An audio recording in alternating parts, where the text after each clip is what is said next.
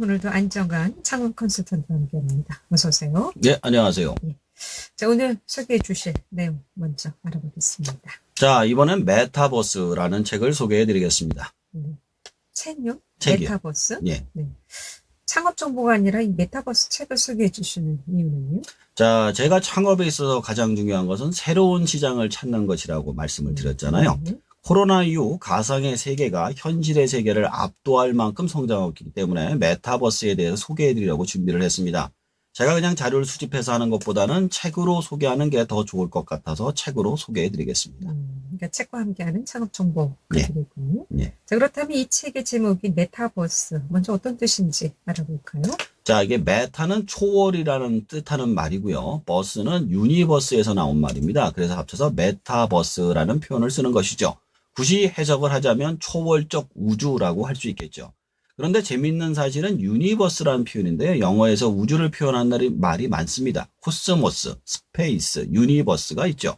그 중에서 유니버스에서 유니는 한 개의 거대한 덩어리를 말합니다. 따라서 메타버스는 초월적으로 우주이지만 그 안에 있는 모든 사람과 물건, 공간이 하나로 연결돼 우리가 사는 우주 같은 곳을 뜻하는 말이 됩니다. 자, 그렇다면 저자가 누군지도 좀 알아볼 필요가 있겠죠. 자, 저자 김상균 박사님은 로보틱스 학사, 산업공학 석사, 인지과학 박사, 교육공학을 공부했습니다.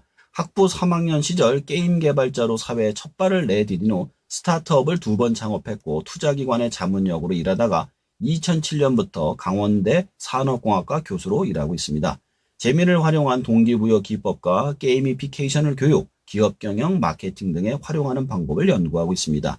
메타버스 안에서 사용자들을 어떻게 몰입시키고 움직이게 할 것인가를 연구합니다. 그렇군요.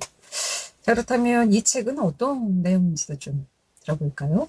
자, 우리의 몸은 물질의 세계, 아날로그 지구에 있지만 우리의 생활은 점점 더 디지털 세상, 디지털 지구로 이동하고 있습니다. 메타버스, 디지털 지구를 주름잡는 기업들이 성장세는 오프라인 기반의 제조, 유통 기업을 넘어서고 있습니다. 메타버스는 세계 경제의 중심이 되어가고 있죠. 메타버스란 개념을 그저 먼 세상 이야기, 일부 디지털 마니아나 Z세대들의 놀이터 정도로 여겨서는 안 될 이유가 여기에 있습니다. 4개의 디지털 지구로 여행을 통해서 이 책을 보시면 좋을 것 같습니다. 4개의 디지털 지구라고요? 예. 그렇다면 4개의 디지털 지구라고 하면 어떤 것들 말합니까? 자, 증강현실 세계, 라이프 로깅 세계, 거울 세계, 가상 세계 등등을 말합니다. 쉽지 않은 단어들인데 예. 하나하나 좀 설명을 들어보겠습니다. 먼저 증강현실 세계 설명 좀 해주실까요? 자, 증강현실이란 가상과 현실을 합쳐서 만든 말입니다. 우리 인간은 새로운 것에 즐거움을 느끼는 존재입니다. 그래서 실제로 존재하지 않지만 현실의 세계에 가상의 존재를 볼 수 있게 만드는 기술이죠. 이러한 기술들을 적용을 한다면 우리는 우리가 사는 공간에 우리가 보고 싶은 존재나 사람을 불러올 수 있게 됩니다. 더 나아가 현실의 세계에 실감나는 게임을 즐길 수 있죠. 예전에 아람브라의 궁전이라는 드라마에서 가상현실 렌즈와 이어폰을 가지고 게임을 하는 내용이 나온 적이 있습니다. 거기서 칼을 차서서 적 캐릭터를 해치우고 상금을 받는 이야기가 나오죠.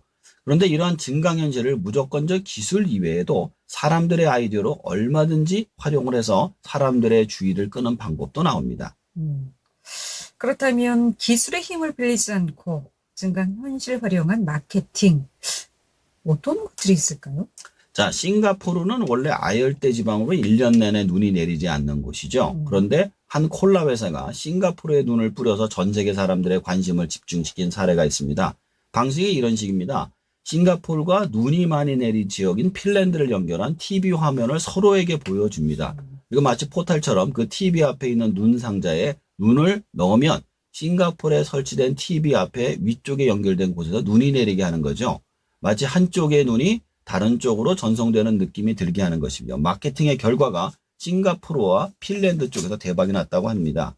두 번째는 도둑질 대회입니다. 대박난 호텔의 비결이라고 하는데요. 호텔에 걸려있는 비싼 그림을 훔쳐가면 그냥 가져가서 팔아도 된다는 마케팅을 한 겁니다. 단 조건은 호텔에 숙박을 해야만 하며 경비원에 걸려서는 안 된다는 거죠. 근데 대부분의 사람들이 실패를 했는데 2명의 여성이 기가 막힌 아이디어를 통해서 훔치게 됩니다. 그 방식은 바로 한 호텔에서 다른 호텔로 이동을 할 때 이동하는 경비원이라고 속이고 들어가서 깜짝같이 훔치는데 성공을 하게 되죠. 이때 호텔은 최대의 성수기를 맞게 된다고 합니다. 도둑질 당해. 예. 좀 아이러니도 하네요. 자, 그렇다면 이 라이프로깅 세계는 어떤 뜻인가요? 그러니까 내 삶을 디지털 공간에 복제한다고 생각하시면 될 것 같습니다. 책 속에서는 이렇게 이야기합니다. 현실의 나 빼기, 보여주고 싶지 않은 나 플러스 이상적인 나가 라이프 로깅 세계라고 말이죠. 이 부분은 우리에게 많이 사용하는 SNS를 생각하시면 될 것 같습니다. 이미 우리는 현실의 세계에서 보내는 시간보다 SNS에서 보내는 시간이 더 많은 시간과 노력을 들이는 사람이 늘어나고 있죠. 그래서 우리는 SNS에서 어떤 식으로 살아갈지에 대해서 알려주는 이야기가 나오고 있는데 그중에서 운동화 N사의 이야기가 굉장히 재미있습니다. 운동화 N사. N사의 이야기? 예. 네, 들어볼까요? 상표라서 제가 말씀을 못 드리는데 다 아실 거예요. 네. N사는 세계적으로 가장 유명한 상표이긴 한데 다른 경쟁사인 P사에 비해서 어마어마하게 성장을 하게 됩니다. 이렇게 성장을 하게 된 동기는 N사의 운동화에 운동량을 체크하는 센서를 단 것을 이유로 들고 있죠. 이 센서는 내가 오늘날 얼마나 걸었는지 등의 자신의 스마트폰에 와치와 연결해 놓으면 같은 지역, 나이대, 성별 등의 사람들 중에 순위가 나오게 만들었다고 합니다.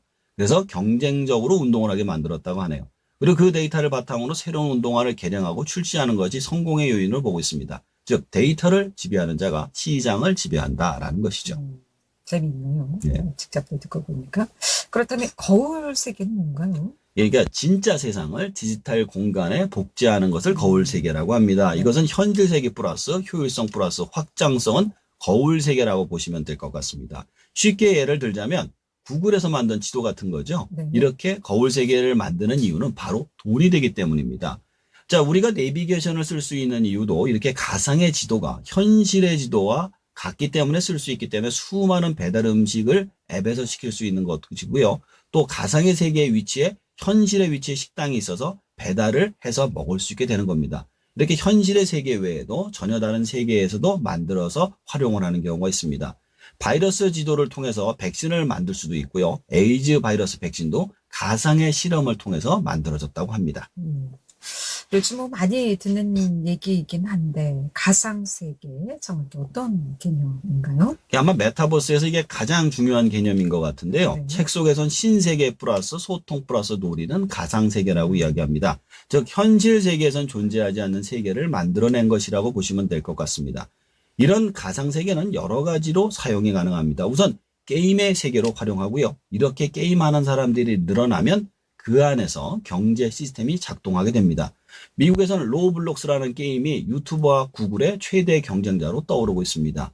미국 10대들이 80% 이상 가입하고 있기 때문에 미래의 플랫폼으로 생각되고 있기 때문이죠. 실제로 그 안에서 명품 브랜드들이 옷과 장신구를 팔고 있으며 많은 유명인들이 가상 콘서트를 하고 있습니다. 더 나아가 정치인들도 그곳에서 자신들의 유세를 할 정도라고 하죠. 자, 오늘 메타버스에 대해서 소개를 해주셨는데 이렇게 메타버스가 확장된 그런 이유가 뭘까요? 자, 2000년도 초하고 2010년도에도 비슷한 플랫폼들이 등장을 했었지만 네. 실패를 했습니다. 그 이유는 기술적 문제와 현실 세계만큼 자극적이지 못했기 때문이라고 생각이 됩니다. 그러나 코로나의 등장이 사람들을 집안에 묶어두었고 묶여있던 사람들이 다른 사람과 만날 수 있는 공간으로 메타버스를 선택했기 때문에 이러한 성장이 가능했던 것 같습니다. 두 번째는 가상화폐의 성장이죠. 현실과 가상 두 가지 공간을 마음대로 쓸 수 있는 가상화폐 시장이 이러한 성장의 원동력이 된 것 같습니다. 앞으로 창업을 하게 된다면 이런 메타버스 관련된 창업을 하시는 게 좋을 것 같습니다. 예를 들어 메타버스 안에 상점을 내거나 상표를 걸어 판매를 하는 거죠. 선점을 하는 것이 가장 싸게 자산을 구입하는 방법이기 때문입니다. 네. 오늘은 메타버스라는 책을 통해서 창업 정보 함께 해봤습니다. 귀로 듣는 창업 정보 오늘도 안정한 창업 컨설턴트였습니다. 잘 들었습니다. 네, 감사합니다.